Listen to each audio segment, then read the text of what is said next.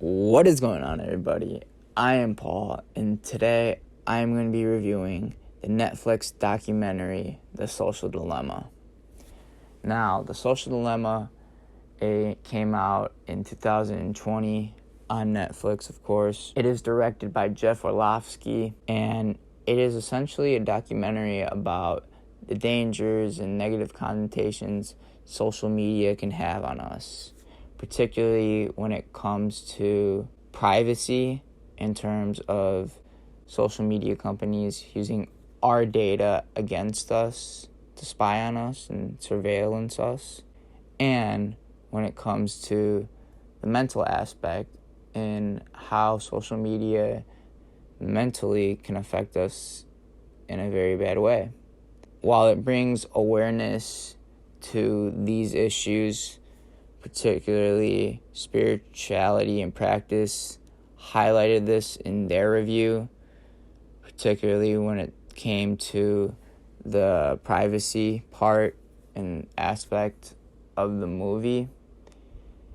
It fails to add anything new that people, tech people, or just anyone I feel like that has social media doesn't already know. In a long, over-bloated 2-hour documentary. But first, I'm going to get to the positives, and then I'll get to the negatives.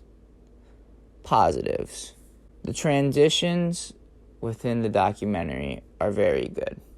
I like transitions. I like how it transitions through interview style to graphics to, again, interview style, and the clip use is very, very good. Editing. It's edited very, very well. The editing, it's very nuanced, and it's very highly detailed, and you have to give the movie credit for that.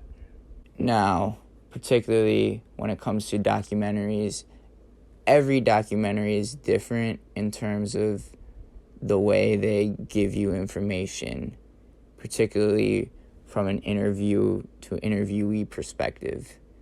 And in this case, the interviewee takes the reins. The interviewer takes a back seat while the interviewee takes full reins and controls and dictates where this is going to go, where the movie's going to go. And the people that they have that they interview are tech people. They're executives from Facebook, Google, Pinterest, Google employees, tech developers, people that were started when Twitter just formed. Same with Facebook, Pinterest, all tech people. And you get a very, very honest, probably the most honest perspective you can get, because you have literally tech people, boots on the ground people, perspectives. And I thought that was very, very well executed. I thought that was a very, very well choice that Jeff Orlovsky, the filmmaker, made. So kudos to that. Another thing too, speaking on the interviewee, the information that they conveyed.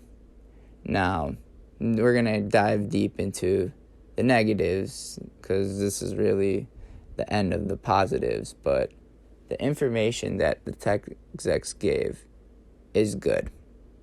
It's honest, like I just said, but mainly every person that they interview, tech person, says the same thing.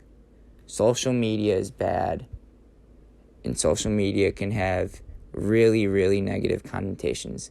And they say the same exact thing for 2 hours. So now, let's just rip the Band-Aid off and get straight into the negatives. It's long. This could have been cut down significantly. And when I mean this could have been cut down significantly, I mean this literally could have been a 13-minute Vice news segment, or just a 13-minute news segment about the negative connotations that social media has. You didn't need to have a 2-hour Netflix documentary talking about this, where I feel like it just repeats itself over and over again for at least the first hour and a half. And then in the last 30 minutes, it gets into politics and how social media affects politics. This is a movie about tech. This is a movie about social media and the negative connotations about it. What does politics have to do with that? I mean, I just feel like it was unneeded, unwarranted. When you're making a documentary, you're a filmmaker, right?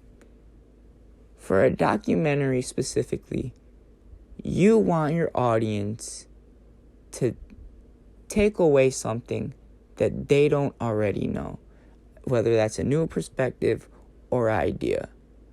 Your audience is going to get at least one fun fact or one decent fact out of it because it's a documentary.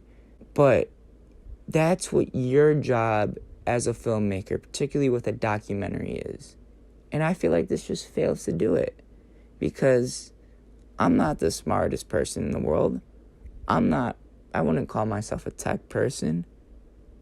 I'd say I'm fairly knowledgeable, but I come out of this movie learning nothing that I didn't already know about tech or social media. And I just feel like that's a huge failure on the movie itself. Because with any documentary, whether it's about sports or it's about someone's life, you can at least pull one thing, one perspective, one idea from that documentary and be like, that's interesting. I never thought of it like that. This documentary, I didn't. It's very, very one-sided. And it's just plain boring at the same time. Speaking of other negatives, in terms of it affecting its length, they have these very unneeded, terrible dramatizations in the movie. Now, I feel like Jeff, the reason why he did this was to entertain, spice it up, add entertainment value to it. But it just undermines the whole documentary. It's unneeded, and on top of that, it's terribly written and terribly acted. Like, what was the point for that? Particularly with a documentary and just any movie in general, but documentaries specifically. As a filmmaker, you want to add things that will only add to your film. And the dramatizations don't add anything to the film. They're just unneeded. And they just make the audience feel more bored and want to pull their eyes out on this already overbloated 2-hour documentary. Now that I got to the negatives and positives, I'm going to give you my overall final thoughts. My final thoughts are, should you show this to someone? Would I recommend it to someone? Well, I feel like if you know someone that knows literally nothing about tech, nothing about social media, which in our age is very, very hard, I feel like. Particularly because I feel like most people have common knowledge or just some social media intuition. Like with the privacy thing. You know that they're using your data. You know this when you sign up. They have boxes. They have terms and conditions. So that's why I feel like people, like, what are you gaining? But I feel like if you know someone that literally knows nothing about this, then I guess you can show it to them. So like a 3 or 5-year-old, although they're going to be bored out of their mind because they're 3 and 5s and they don't want to watch this. This would be boring to them. They don't want to see people talk for 2 hours. That's who I would recommend it to. Do I think you need to go and rush out and see this? No. Again, I think you can find news segments that talk about this that are like 6 minutes, 3 minutes, 13 minutes at most.